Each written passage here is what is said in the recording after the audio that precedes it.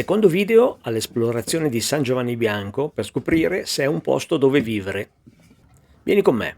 Per capire San Giovanni Bianco dobbiamo guardare cosa è successo negli ultimi 100 anni.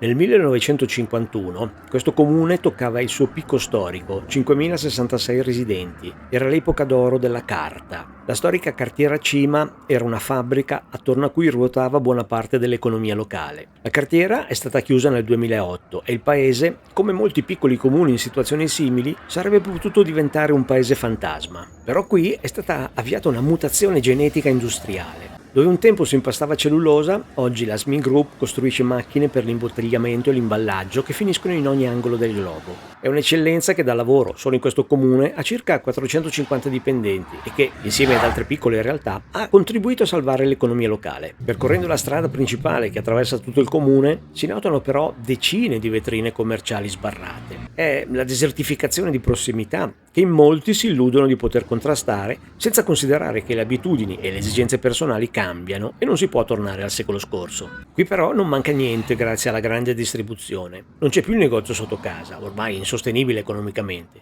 ma 2 supermercati in centro paese, comodissimi e raggiungibili anche a piedi. Ovviamente non per chi abita nelle frazioni di questo comune. E il giovedì c'è anche il mercato.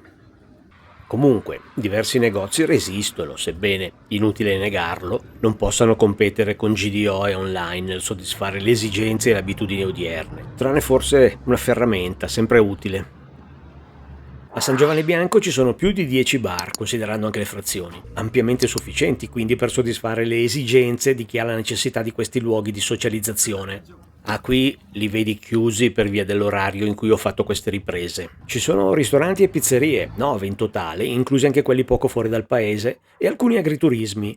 C'è anche un sushi bar, ma il delivery in generale è scarso, sebbene una pizza a domicilio la puoi ricevere. Sicuramente un servizio che dovrebbe essere ampliato e che potrebbe offrire nuovi posti di lavoro. Ne parlerò più avanti. Ci sono tutti i servizi essenziali. C'è un'ottima farmacia, un ufficio postale che ormai è diventato un centro multiservizi che rilascia anche passaporti, e per i nostalgici c'è anche uno sportello di una banca, un superstite di cui però ormai si può tranquillamente fare a meno. I 2 ATM che ci sono in paese sono più che sufficienti. Parlando di welfare, mentre molti piccoli comuni italiani vedono i propri ospedali chiudere, San Giovanni Bianco resiste. Il suo ospedale civile non è solo un edificio, è una polizza sulla vita per i residenti.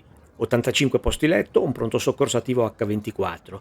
Se hai una famiglia o se stai pensando alla tua vecchiaia, questo è un elemento molto importante. C'è un progetto di ampliamento come casa di comunità e anche se non può certo offrire tutte le specializzazioni che qualcuno pretenderebbe, funziona egregiamente. Una piccola esperienza personale. Ho provato il pronto soccorso perché una mattina ho avvertito i classici sintomi da infarto. Non sono un ipocondriaco e non ho mai avuto bisogno di ospedali, ma considerando la mia età non potevo sottovalutare la situazione. Bene, al pronto soccorso sono stato assistito in modo egregio, 0 attese, personale qualificato e professionalità. E mentre mi hanno tenuto in osservazione, non ho potuto fare a meno di pensare alle storie che si vedono in televisione di certi pronto soccorso con affollamento e problemi vari. Qui niente di tutto ciò.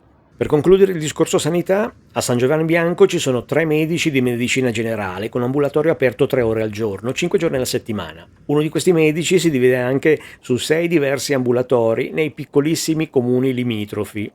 Comunque, a San Giovanni Bianco gli abitanti possono contare su un ottimo livello di assistenza sanitaria. Ma chi sono gli abitanti di questo paese dal punto di vista sociologico? Vediamo che c'è un indice di vecchiaia che fa tremare i polsi. Per ogni bambino che vedi correre verso la scuola ci sono 2 persone e mezzo che ricordano i tempi della cartiera. È una società che invecchia e, inevitabilmente, il comune si spopola. Ci sono progetti per contrastare questa tendenza? Non ne ho trovato traccia, ma lo vedremo meglio più avanti. Dal punto di vista della sicurezza pubblica, invece, siamo quasi in un paradiso. Solo 15 denunce ogni 1000 abitanti. È una statistica che descrive un luogo dove la criminalità predatoria è quasi inesistente. Sicuramente non puoi lasciare la porta di casa aperta, però la sicurezza, anche quella percepita, è a un livello enormemente superiore a quello delle città. E comunque in paese c'è anche una stazione dei carabinieri. Tutto bello quindi? Non proprio, ci sono anche lati negativi. Li vedremo in dettaglio nei prossimi episodi, dove misureremo anche una serie di parametri oggettivi per capire il reale livello di vivibilità di San Giovanni Bianco. Per non perderli, iscriviti al canale, metti un mi piace, dai un hype, commenta e condividi su altri social. E poi guarda questo video.